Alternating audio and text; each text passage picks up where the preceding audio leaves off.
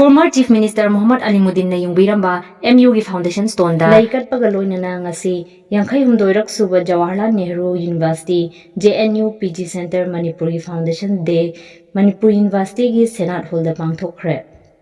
Thoram aduda Professor N Lokendra Singh, Honorable Vice Chancellor MU, Professor CH Ibohal Singh, Dean Students Welfare MU, Sri O. Joy Singh, Honorable Ex-Minister, Dr. N.G. Bijoy Singh, former RIMS Director VCMU, Honorable Ex-Member Manipur Legislative Assembly, Muhammad Laki Ahmad, Secretary Alhaj Muhammad Alimuddin, former CM, Memorial Public Charitable Trust, Hairiba Mioy Singh Asina, Daiski Member Oina Saruk Yaki.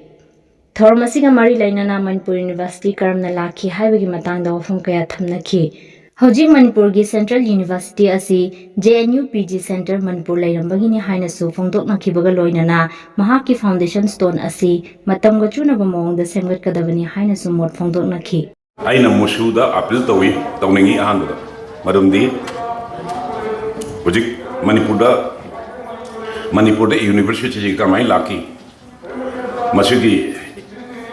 university sina kari karmaina tawi haisida MUSU ki kamuna ningtina wang tawga report man tina thambi basum ni hai ma ya kale ai madu tina thambi basum gani maduda ai koi gi masai Alimuddin yamnam yai ma matam de education minister asida flooring khara tobiri se sisu aina tobiramane aduga maintenance tawna ba adugi ngasi bawbai ude sibu nungsi bidana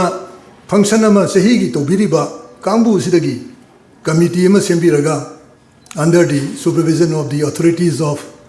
the university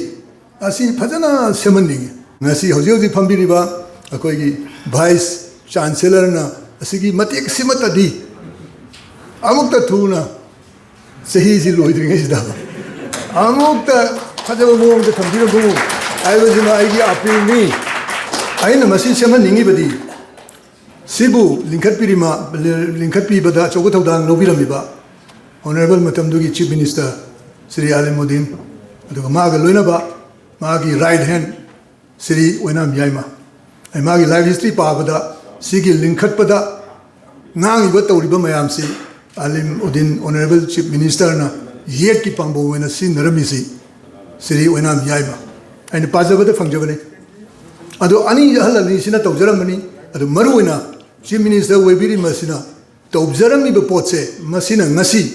Central University, wherever Punamasigi, nucleus tea, Asidagini. Former CM Alimuddin Ngasi, founding father of Manipur University, Ngasi, 1972 to 19 November, JNU PG Center for another Manipur University, Mathematical Chief Minister Alimuddin, October Ngasi. Aikoina mahi chajaribani asigomba history oiba mapam asi koi Manipur University na safeguard tawduna thamgani ngasi thorom asisu university calendar program ama oina tungda yawon na decision adu koi lawragani university da Alimuddin gi mingda koi district komba or that lecture hall komba ma so koi honor tawda thamna ba koi decision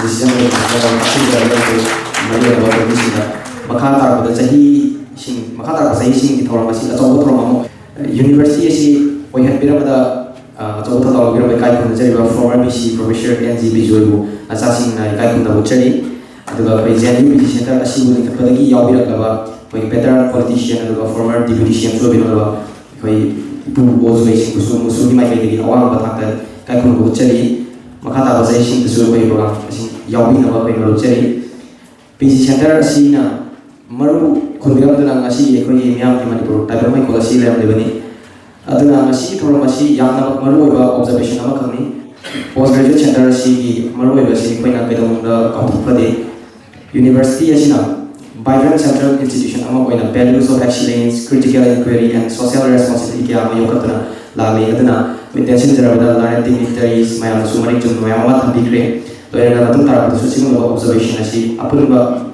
apurba gi saput pagi mai kai da jaksil ba mai sama ohena mating soidana pa lagani hai basi thaja basi thamjara mata phai de tension jage